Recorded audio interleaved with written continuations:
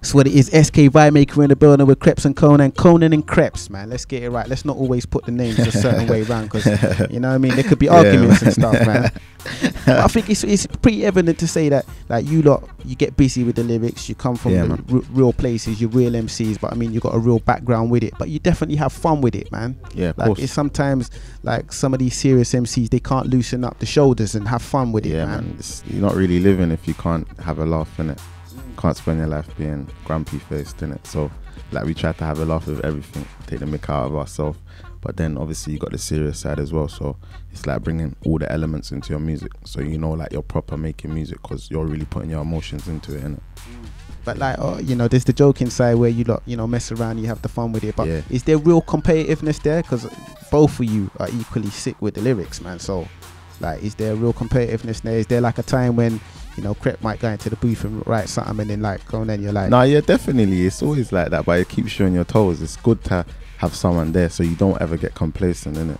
So it's like when if you're writing lyrics, and then you hear Krept write, but you're like, hold on a minute, and then I'm scrapping that. Let me go in again. Let me go in now, innit? Like, it's like that. So it keeps you on your toes. You rewrite lyrics regular when you lot are in the studio, then, yeah? No, not really, but but there could be that little 10%, like. If it's an important song, innit? We will have to, like, because we don't want the song to suffer just because we're trying to compete. And if we don't ever do that. We want our songs to sound equally as sick. So if he does a verse and I think, no, that's sick, I gotta do something like that, I'll go and do something like that. If I do something that's sick, we go and do something like that just to complement the song. Sometimes it's not about being competitive, or you're just gonna be stressed out all the time, like, nah, like, I gotta go now, man. They prefer Konan, nah, man. It can't be. You get me? You just gotta go in and have fun. And obviously, people's gonna have their preferences, who they prefer. But the song, I wouldn't be nothing without him. He wouldn't be nothing without me. It's both the same, innit? So, but we obviously do have that competitiveness, but just that friendly competitiveness, though, to keep the song alive, so that we don't just go half-hearted on any tracks. Do you know what I'm saying? Because if he goes in on a track, I can't go half-hearted on it. I'm just gonna look like an idiot. You know what I mean? So it's good, man. At the same time, a lot of people would recognize, I don't know if you would appreciate this as well, that it's quite early for you lot. Like, you know what I mean? That the catalogue's not exactly massive when it comes to material from you lot. Yeah. But do you ever suffer from writer's block? Yeah, man, all the time, man. I suffer from writer's block. I reckon I take the longest to write a bar, to be honest. Like, it has to, like me, I'm a kind of person, like, it has to come to me. Like, if I try to force it, it won't work. It just makes me just block out, and then I just can't think of anything in it. So yeah, sometimes I get a lot sometimes, but I just have to start listening to other things that inspire you, so you want to write lyrics. Yeah. So what's the studio session like, though? Because I know, Konan, I've heard that you're pretty infamous for being late. So once you like actually get into the studio, you know, I can see it. You know, we're in the studio right now. I can see there's a couple fizzy drinks around and some sweets and that. But how does it go down in the studio, like? You know what? It's like, it's just a vibe, man. You build up a vibe, and that everyone's just vibing, and more time, like, you're trying to create something that's fresh and that, you know, that's gonna pop everywhere. Everyone's gonna like it, man. So that's where it's really building that, like, environment, everyone getting into that zone. So that's what our studio sessions are like, man. They're kind of wild, though. We start getting carried away, start filming each other on the max and acting silly, but then we get back to work, though. You still writing down with the pen and paper, Krept? You using the pen and paper? Is that what's happening? Like, are you doing it all in the head? No, I do it on my BB, man. I just write my lyrics down on my BB. Cone, he more time does it in his brains. Straight. Which is sick. I used to do that grime days. Myth. There's advantages and disadvantages. I've heard many stories from MCs that sometimes, like, it restricts the flow when you don't write down on the paper. I don't know, because I feel like I'm just gonna forget what I've just said. Like, I thought of something sick, I have to write it down. I'll have to write it down. I don't want to lose. And when I can see it, I feel like I can experiment with it and make things longer and change things, and I feel that it's there to change. But when it's in my head, I don't feel like I can do that, really. Just came out at Let Go featuring Lewis Watson. Now, when people heard that track, they was like, okay, it seems like these guys are willing to compromise to, like, maybe get that crossover success. Would you say that's fair to say? Compromise. If you're looking from an outside person's view, then yeah. But from our point of view, I don't see it as compromising. I see it as good music's good music, whatever it is, beat wise, anything. Like it could be pop, rock, opera, anything. If it's good, then I'll do it. It's not. I'm trying to make good music in every genre. I don't see it as compromising, to be honest. People are dying for a CD from you lot, man. Like, what's taking so long, man? That's the whole thing about us, man.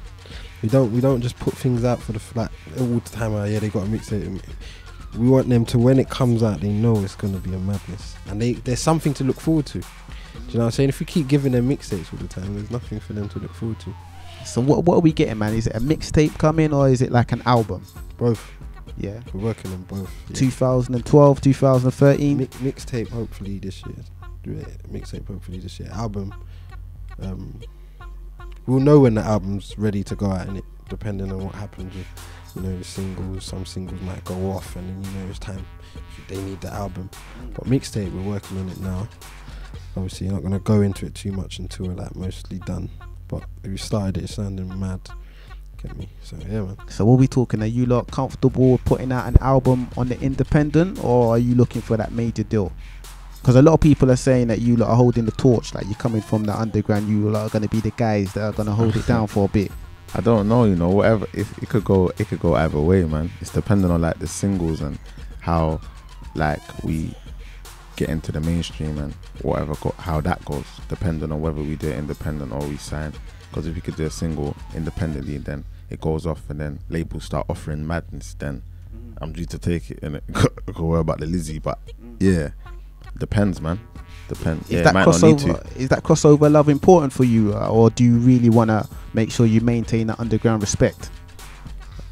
Like it's like we want everyone to support us, man. Everyone, man. Like it's not just like keeping the respect and trying to keep it real and all that. I want fans everywhere, man. Worldly. So the crossover is a main thing for me, man.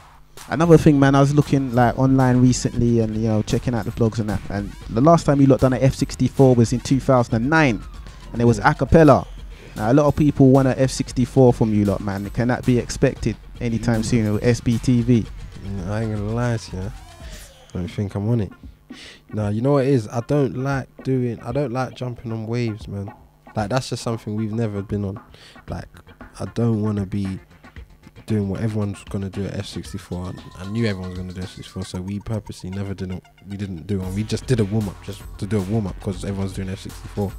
Like when we did our Link Up TV, SBTV wanted to film that free stuff, and Graham Daly wanted to film that free stuff, but we said nah, we want to do it with Link Up TV because it's just different. Everyone's jumping on that wave. And then we did Link Up TV, then everyone jumped on the Link Up TV. Now it's just like, when you come out as an upcoming artist, you have to get behind bars now. Do you know what I'm saying? And that's what we would prefer to be doing than jumping on the wave. Like we don't jump on waves. Like we always try to do something different. Yeah, we try to set it. So that's why we haven't done it F64. Like if Jamal hollered at us and said, I've got some madness, that idea, we'd probably do it because it's something new that no one's done. Do you know what I'm saying? That's what we're all about, because when you speak to people in the industry, the big people, and they want to know what you're doing different from everyone else. They don't want a clone of this person. They've got this person already. Why should we accept you? Because we're different. I mean, that's what we're trying to do. We're trying to differentiate ourselves from all these other guys. Do you know what I'm saying?